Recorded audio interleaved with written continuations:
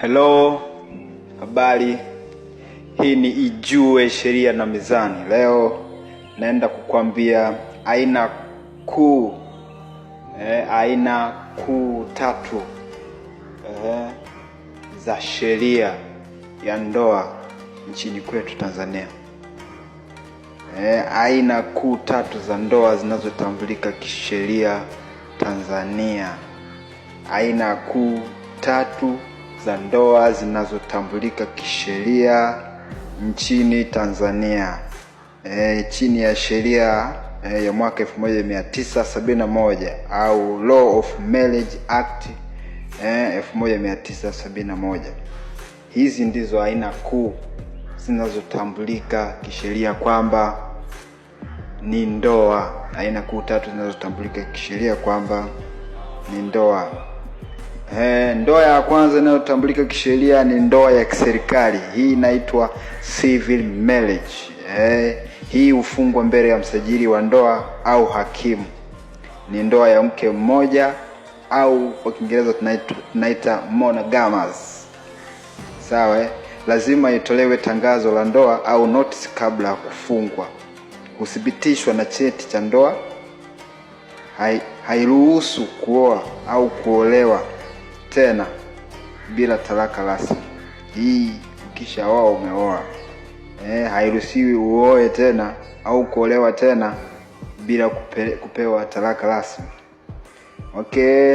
Aina ya pili ya ndoa inayotambulika kisheria nchini Tanzania ni ndoa ya kidini au ndoa za kidini. Hii ni ndoa ya kidini ambayo kwa Kiingereza tunaita religious marriage. Ambayo hii hapo hufungwa kwa mujibu wa taratibu za kidini husika. Sawa? Ambapo hapo kwenye dini tunapata kuna ndoa ya Kikristo. Kwa kawaida hii ni ya mke mmoja na hufungwa kanisani na kiongozi wa dini. Inatambulika kisheria ikiwa imesajiliwa. Hapa tena kwenye dini tuna ndoa ya Kiislamu. Sawa?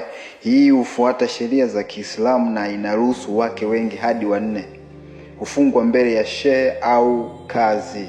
Inatambulika pia hii kisheria. Aina kuu ya tatu ya ndoa inayotambulika kisheria nchini Tanzania ni ndoa ya kimila au ndoa za kimila. Kwa Kiingereza tunaita customary marriage. Sawa? Hii hufungwa kwa kufuata mila na desturi za kabila husika. Mara nyingi hii hujumuisha mahari. Inaweza kuwa ya mke mmoja au wake wengi kulingana na mila husika. Sawa? Inapaswa kusajiliwa ili kuwa na uthibitisho rasmi. Sawa? Hizo ndo aina kuu tatu za ndoa zinazotambulika kisheria nchini Tanzania. Na pia kuna na wapo nyingine, hii ni bonus. Inaweza ikawa bonus. Sasa hii hapa inatambulika kisheria na watu wengi hii hawaijui. Ukiishi na mwanamke zaidi ya miaka 2 kuendelea, yani kwa mfano mkachukuana mwanamke na mwanamume mkaishi pamoja, pika pakua katika eneo fulani zaidi ya miaka 2, hii kisheria inatambulika kama ndoa. Hii watu wengi hawajui, lakini ndio iko hivyo. Mkiishi na mwanamke au mwanamke kiishi na mwanaume zaidi ya miaka 2 eneo husika au eneo fulani, hii inatambulika kama ndoa. Na kama ikitokea kwamba labda mnatengana, mtagawana mali kama kawaida, yani itatambulika kama ndoa. Sawa? Nadhani hapo umeshanielewa. Hii ni Ijue Sheria na Mizani. Endelea kunifuatilia katika social networks au page zangu zote. YouTube ni Ijue Sheria na Mizani, TikTok ni Ijue Sheria na Mizani, Facebook ni Ijue Sheria na Mizani, Instagram ni Ijue Sheria na Mizani. Ni mimi Nuru Mwanga wa Uelewa. Endelea kusubscribe na kunifollow all time.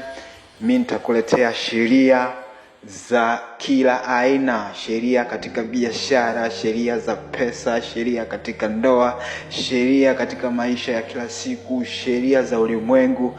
sheria tofauti tofauti na sheria mbalimbali, sheria za kimataifa, sheria za nchi mbalimbali utaweza kuzijua kupitia hii channel na hizi page zangu. I am Nuru, mwanga wa uelewa, ijue sheria na mizani. I'm out.